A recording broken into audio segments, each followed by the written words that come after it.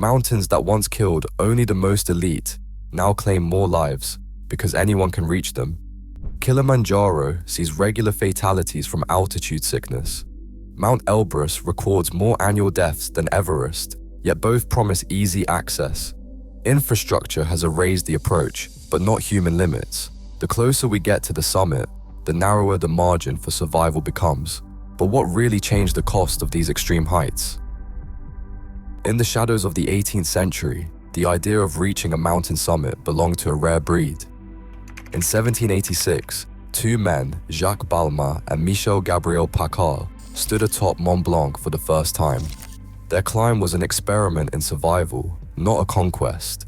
They carried iron-tipped staffs and woolen cloaks, their only protection against the cold and wind. There were no maps, no weather reports, and no safety nets. Every step above the tree line was a step into the unknown. Nearly 80 years later, the Matterhorn yielded to Edward Whymper and his team in 1865. The price was immediate. 4 climbers lost their lives during the descent, a stark reminder that success and tragedy often travel together. These early expeditions were not weekend adventures. They demanded months, sometimes years, of preparation. The climbers were scientists, aristocrats, and professional guides, united by a willingness to accept risk on a scale most people could not imagine.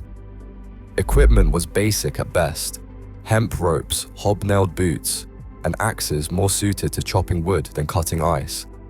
Food was hard bread and dried meat. The only forecast was the sky above. A sudden storm could erase the tracks of an entire party. Survival depended on caution, patience, and a deep respect for the mountain's moods. For decades, only a handful of attempts were made on the highest peaks each year. Even as late as the early 20th century, the world's tallest mountains saw few visitors. Everest, the ultimate prize, would not be summited until 1953. Expeditions moved slowly, carrying everything on their backs, establishing camps at each new altitude, and waiting out the weather for weeks if necessary. In this era, climbing was a privilege reserved for the determined and the disciplined. The mountain's dangers were obvious, and no one expected an easy passage. Each ascent was a negotiation with nature, where the cost of a mistake was often fatal. The mountain allowed only the most prepared to return. The idea that anyone could simply arrive and climb would have seemed unthinkable. A modern climber can leave sea level in the morning and stand above 4,000 meters by nightfall. On Mauna Kea, a paved road climbs nearly to the summit, rising from ocean air to thin atmosphere in under 2 hours. Mount Elbrus, the highest peak in Europe, offers cable car rides to 3,800 meters, higher than any road in the Alps. Kilimanjaro's popular routes start above 1,800 meters and reach nearly 6,000 meters in less than a week. The path is clear, the ascent is quick, but the body is unchanged. Above 2,500 meters, oxygen pressure drops sharply. By 4,000 meters, up to half of all climbers experience symptoms of acute mountain sickness, including headache, nausea, and dizziness. Above 5,500 meters, the body cannot adapt, cells begin to deteriorate, and every hour spent at altitude comes at a cost. Fitness, youth, or experience offer little protection. The only defense is time, slow ascent, rest, and retreat if symptoms appear. Infrastructure offers shortcuts, but physiology does not. The numbers tell a stark story. Kilimanjaro draws as many as 50,000 climbers a year. On average, 5 to 10 will not return. Most deaths are not caused by falls or storms, but by altitude illness, lungs filling with fluid, or brains swelling against the skull.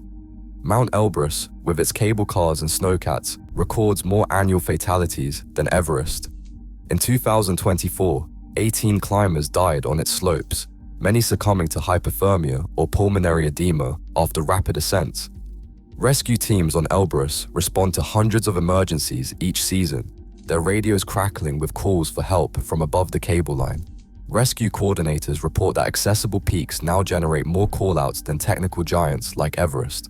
On some routes, summit success rates top 60%, but medical evacuations keep rising.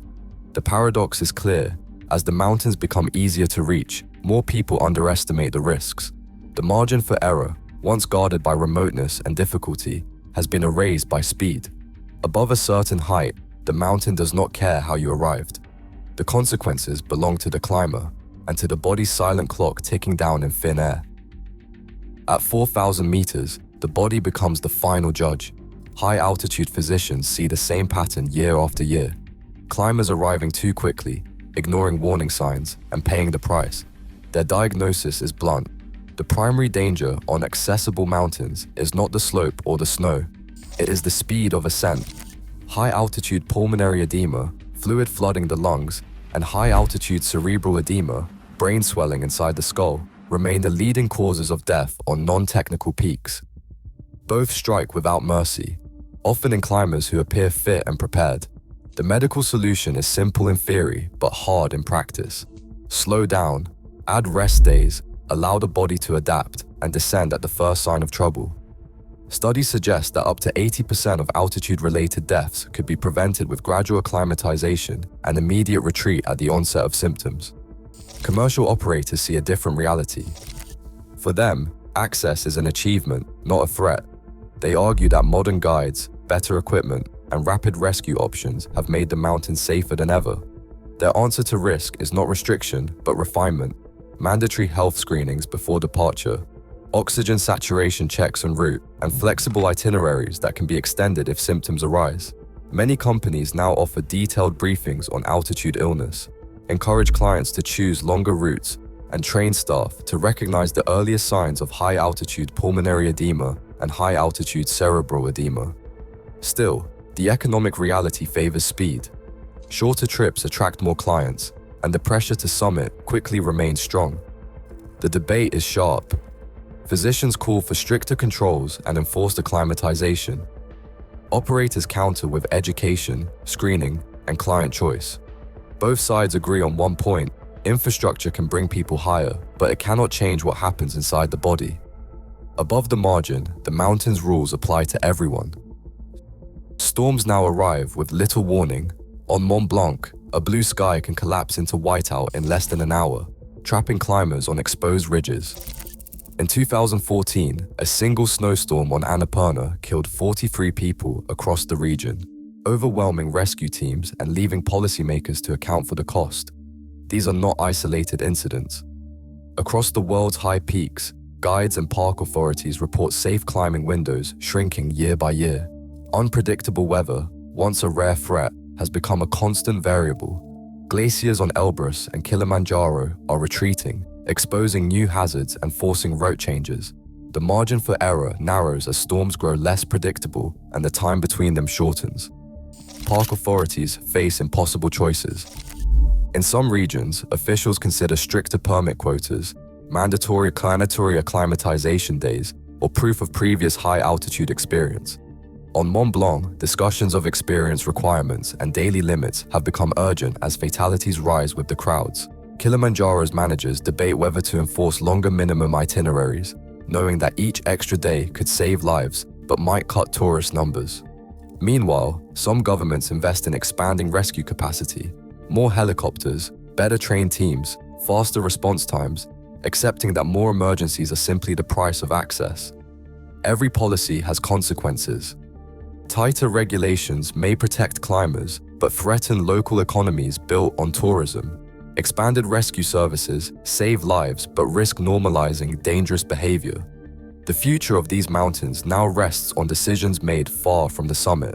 As the climate grows more volatile and crowds continue to climb, the question is no longer just who can reach the top, but how society defines responsibility for those who try.